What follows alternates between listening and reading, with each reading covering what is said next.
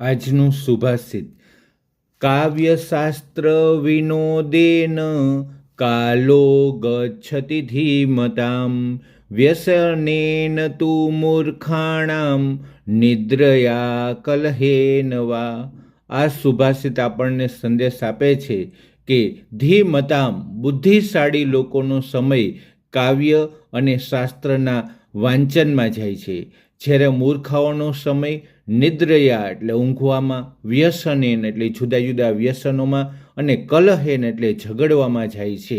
માટે કે આપણે હંમેશા છે ધીમતામ એટલે બુદ્ધિશાળી લોકો જે રસ્તે ચાલે છે, કાવ્ય અને શાસ્ત્રના આનંદમાં બુદ્ધિશાળી લોકોનો સમય વીતે છે, જ્યારે મૂર્ખાઓનો સમય ઊંઘવામાં, ઝઘડવામાં અને જુદા જુદા વ્યસનોમાં જાય છે. માટે હંમેશા આપણે જુદા જુદા વ્યસનોનો ત્યાગ કરવો જોઈએ. અસ્તુ.